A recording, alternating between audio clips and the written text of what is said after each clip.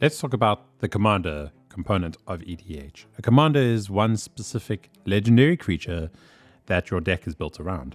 Now, typically you can pick any legendary creature you'd like, but Magic have given us a few different ways of mixing and matching and making that idea a little bit more interesting. In 2016, they introduced the concept of partner, and what partner was is a keyword that allowed you to have more than one creature with that keyword partner to be in the commander zone at the same time. This allowed you to mix and match these creatures to create interesting deck colors and different deck synergies. Wizards then in 2020 introduced the concept of companion. Companion is a legendary creature that can sit alongside your commander. These legendary creature companions introduce new rule sets for your deck. So for instance, Lurrus, in order for him to qualify as a companion, each permanent card in your starting deck had to have converted mana cost 2 or less. This also made it quite interesting in a way to build your deck and think about new strategies. Now, in 2022, we have the new concept of backgrounds being introduced in Baldur's Gate. And what are backgrounds?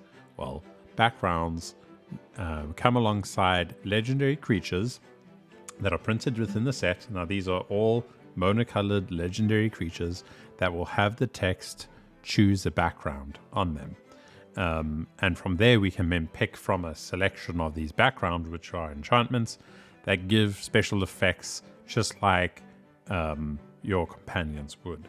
You can cast them and then they affect the commander on which you've sort of selected. And this gives some nice diversity in the ways that we can build our decks once again. So very similar to partner and companion, backgrounds introduce this new concept.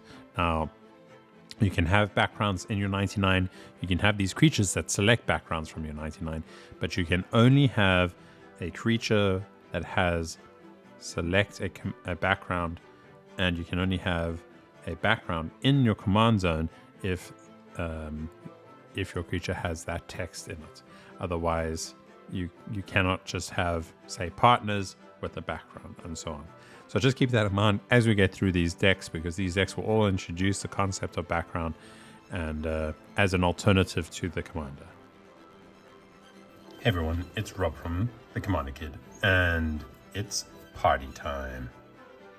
Right, Nalia Diarnis is a 3/3 for 1 generic, 1 white, and 1 black, and reads: you may look at the top card of your library anytime. You may cast a cleric, rogue, warrior, wizard spells from the top of your library. At the beginning of combat on your turn, if you have a full party, you put a 1/1 counter on each creature you control, and those creatures gain death touch until end of turn. Real spicy. What you also will get in this deck, in the foil treatment as well, is 1 legendary enchantment background. This is what's going to make this set very special. I think many people are going to be after these background cards, and you'll find a few of these cards that will say choose a background that allow you to then play those cards, which will sit sort of like in the command zone, or if you had a companion, they sort of sit in that separate space, and so these backgrounds will sit there as well. All right, and then Barakas Party Leader. Barakas Party Leader is also a cleric, rogue, warrior, and wizard as a rogue, which is quite cool. And when Barakas attacks, defending player loses X life, and you create X treasure tokens, where X is the number of creatures in your party. So actually very spicy card.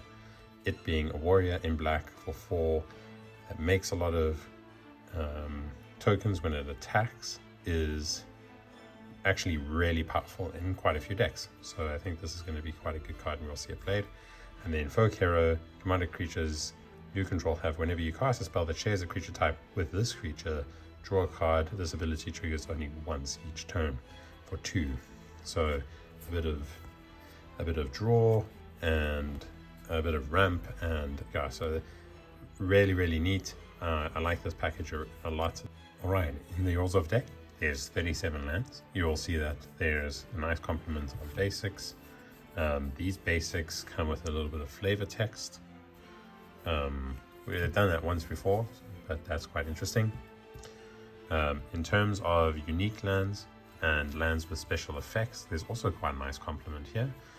And some that I'm quite actually happy to see here. We have Starlit Sanctum, Snowfield Sinkhole, Path of Ancestry, Orzov Silica, Mirrored Landscape, Mortuary Mire, Madruga Bog, which is a really great card in black. We have Ash Barrens, Windbrisk Heights, which is Hideaway, and quite a relevant one as well. This one is easy to trigger. We have a War Room, a Vault of the Archangel, which is also really nice. Temple of Silence, Shambling Vent, Mutavault, also quite a cool card.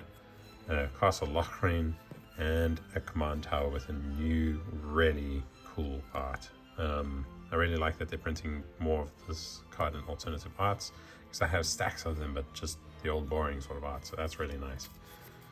Alright, in terms of gas, so cards that make up the deck, we have 4 multicolored cards. We have D-Spark, which is pretty good removal, High Priest of Penance, the Phrygia's Retribution, and Felisa Fangom Silver Quill. Quite cool cards. Not too much in that space, and as you can see, the only one that has like a double pip is the Retribution, and even then that's not too hard to cast. So not a super huge multicolored package, but that's fine. As we dive into the different colors, we can see sort of what the deck is trying to do. In terms of artifact package, we have Masquerade Nexus, which is really great since this deck cares about having a party. This will help you get there. We have multiclass Baldur. We have a couple mana rocks, including Arcane Signet with also a new artwork printed on it. Quite neat. Talisman of Hierarchy. I'm so happy they're including talismans. I think these should fit in every one of the deck. They're much better than the signets in my mind. A Soul Ring and an Orzov Signet, and a Skull Clamp, which is also premiumly good equipment. It's better, and whenever I see Skull Clamp in a deck, I know it's probably one of the best cards in that deck. In terms of a white package, we have not a huge number of these sort of destroy effects, but we have Austere Command, Dusk and Dawn, and playing more of these is not a bad thing in this deck, because with black and white, Reanimate is quite strong, and there's some other combat tracks that we can go into. So we have Unbreakable Formation, really nice reprint, gives all your creatures indestructible, and if you cast this during your main phase, you get 1/1 counter. They gain Vigilance as well. We have Sevine's Reclamation, which allows you to bring things back with Flashback. We have Squad Commander, which at the beginning of combat, so if you go into combat, all your creatures get indestructible until the end of turn. They gain +1/+1. If you have a full party, so your second main phase, you would cast your board wipe and all your stuff sticks around. We have cards like Order of White Clay, which allow you to return target creature by untapping it to the battlefield, and that's repeated effect. Really neat. We have things like Selfless Spirit and Frontline Medic, which also give creatures indestructible. And so yes, there's that, quite a nice theme of that. So board wipes and a lot of ways of protecting your stuff. Probably this is the one card that I'm most stoked for. Might be the big money card in the set, I think. So we have Deep Gnome Terramancer. It has Flash for 2, it's a 2/2, and it has Mold Earth. Whenever one or more lands enter the battlefield under your opponent's control without being played, you may search your library for a Plains card, put it onto the battlefield tapped, then shuffle. Do this once each turn. So really good if your opponents are playing fetch lands, Terramorphic Expense, any of those sort of things that go in fetch lands. Allow them to play more than one land, any sort of green ramp spell. That all nets you a Plains card. So if you have named Orzov cards, Godless Shrine for instance, then this becomes really great because you can go fetch up those other lands as well. So I mean, they did put a cap on it, so you can only do it once each turn, otherwise this would be bunkers, but really great card in this set. Alright, so let's just go through the rest here.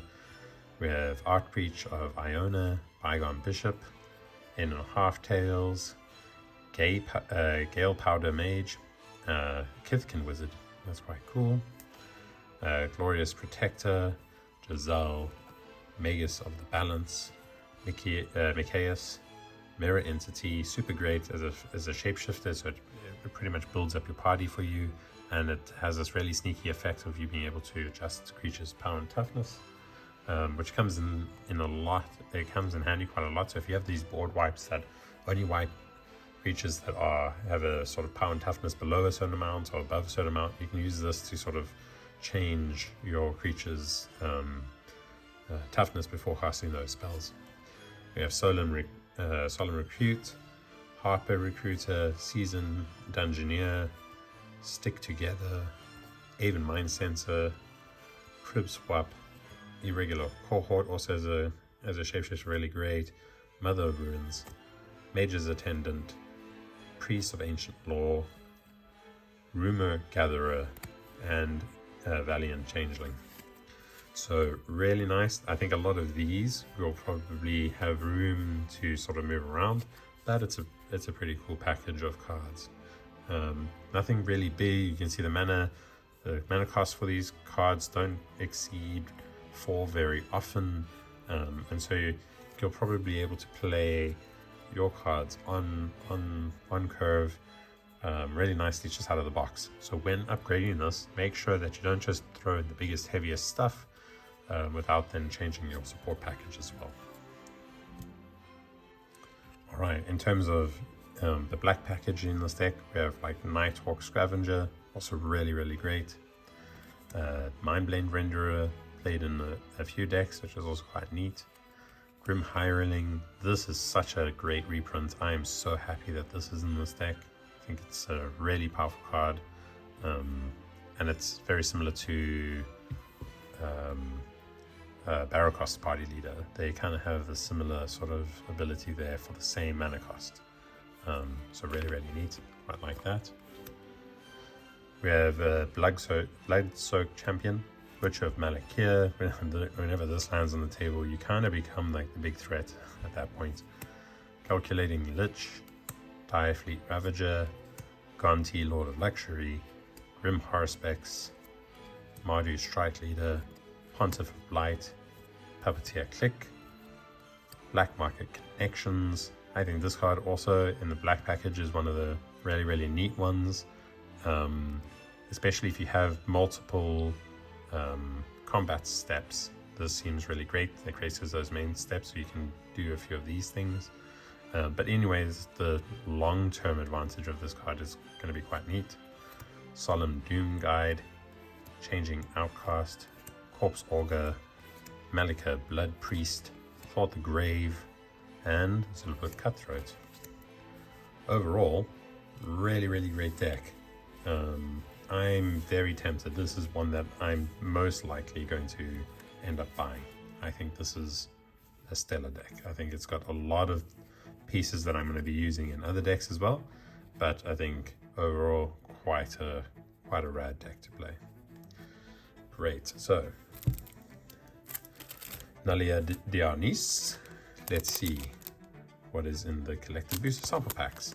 These are a new edition, so I think all the Commander decks going forward will have something like this, and I think they're trying to sell the coolness of these collectible booster packs. They're quite expensive, the boxes, but let's see. So there's 2 cards per set. We have Select Sanity Freya. It's a mythic. It's a 3 mana 2/3 with legendary creature Horror, and whenever a player mills 1 or more creatures, you create a 1/1 black Horror creature token, and then you can play 1 and tap it to have a target player mill 3 cards, and then you can get to choose a background. Quite neat, does a lot. And then we have a really cool copy of Marble Diamond with a sort of D&D treatment to it. And Marble Diamond is quite a good card in mono white decks, I guess. where it just enters the battlefield and it taps 1 white for 2. So a lot of the mana rocks that come in for 2 are the ones that I really like. Anything above that, I think you have to have really cool effects with the mana rock to make it worth it. Alright, so this is party time, and indeed, I think this deck will give you quite a big party.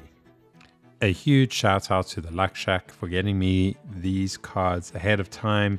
I know as we speak, they should all be available on the Luck Shack's website. They should be preloading them already. I get these ahead of time, so before they're available for the general public here in South Africa. If you'd like to pick up any of the singles or one of the Precon decks, you can get that at the Luck Shack. You can find a link in the description below. If you enjoy this content, hit subscribe and like the video. And if you have any comments, drop those below. I like reading through those, and it really shows that I'm heading in the right direction. So any of that sort of comment or any suggestions goes a long way. Thanks for watching. Until next time.